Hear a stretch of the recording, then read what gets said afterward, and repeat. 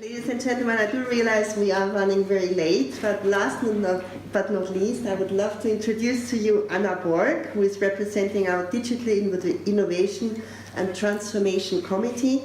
Anna is a Senior Vice President for Nordics at Klarna. We heard about it already this morning. Anna's background ranges from business transformation, including sales, to B2C and B2B customers, to business intelligence, product development, marketing and trading. She also serves as the board of Stena Renewables and Ellevio AB, an energy distribution company. Anna, please. Thank you. Thank you, Barbara. I know that I'm now the one standing between you and coffee, but I will make sure to include you a bit in my presentation, so it's a good time to stay alert for a little bit longer.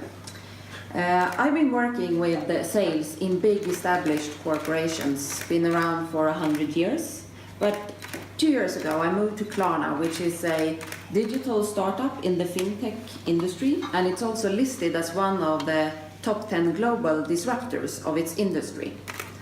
So I've seen this digitalization happening in both worlds. And I can tell you that the difference is quite significant depending on which of these two worlds you are in. In my company, Klarna, I'm one of the oldest people in the company. The average age of our employees is 28. That means a lot in terms of how we are working, what is important, and how we are developing our products. And I will tell you a little bit about that. It is, however, clear that the digitalization is changing the global competitive landscape. And let's talk a little bit about how. This question, are you big in a declining market or small in a growing market, actually matters, and it is a bit more tricky than you might first think. You already heard Michael talking about which piece of the pie does he actually want. So what does this mean? Well, it means that two worlds are meeting right now, the sort of pre-digitalized world and the ongoing digitalized world, and at least two or more generations are meeting at the same time. And I'm not afraid to say that this is probably the largest change we see since the Industrial Revolution. We cannot overestimate it, and we have only seen the beginning of it. So let's have a few reality checks. Even though questions like how fast are we moving or how big is the world might sound trivial, they aren't, because this is changing as we speak. How many of you are using email? Okay.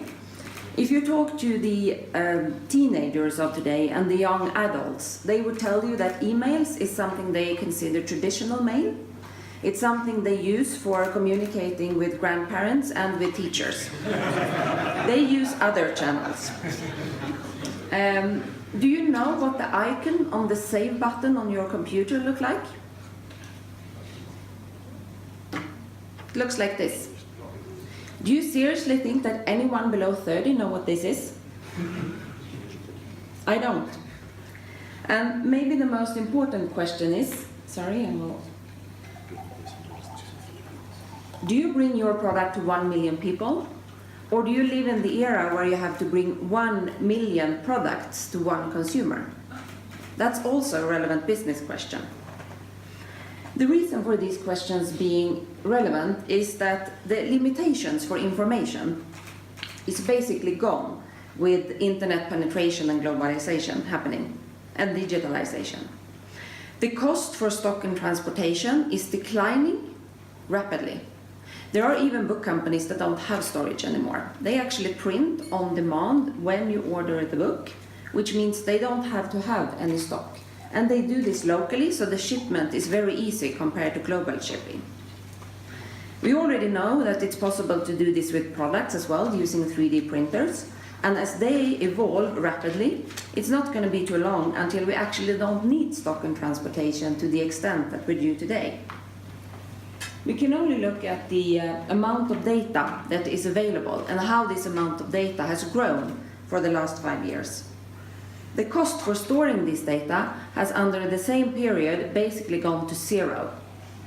Please look at the timeline here. It's only 5 years that we are talking about, so just imagine what this will look like 5 years down the road.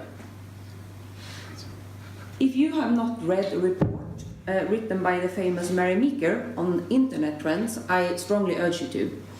One of the things you find there is that in 1995, the mobile phone penetration was 1%. In 2014, that penetration is 73%. Can you pick up your phones, please? Come on, I know you have one. Exchange it with your neighbor.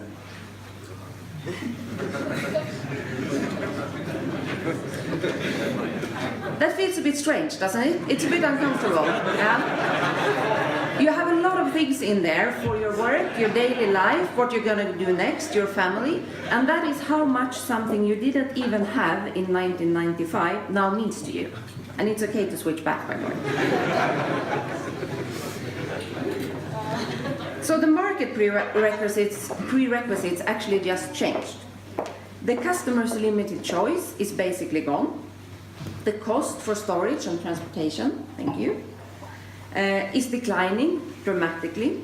And that means that no matter how geeky your taste is, you will always be able to find your niche. There will actually be a niche for everything. So what does this mean in reality? Because it's actually happening, and I will give you a few examples.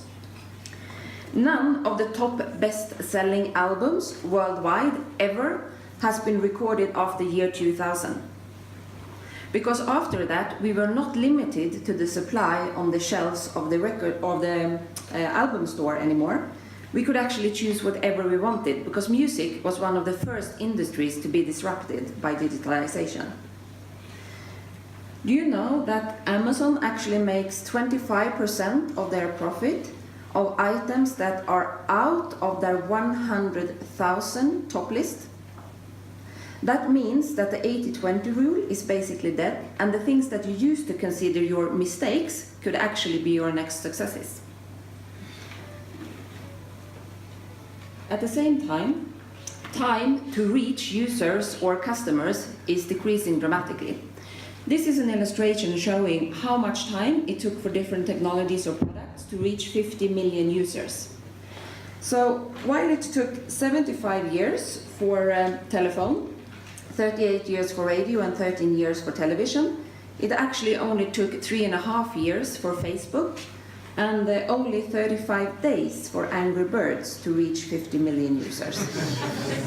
How long did it took for Pokemon Go, do you know? 19 days.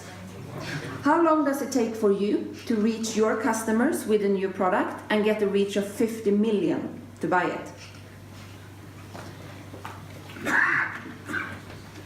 If we look at the new digital generation, the ones who grew up with this as their bread and butter and haven't seen anything else, they are what we call the millennials.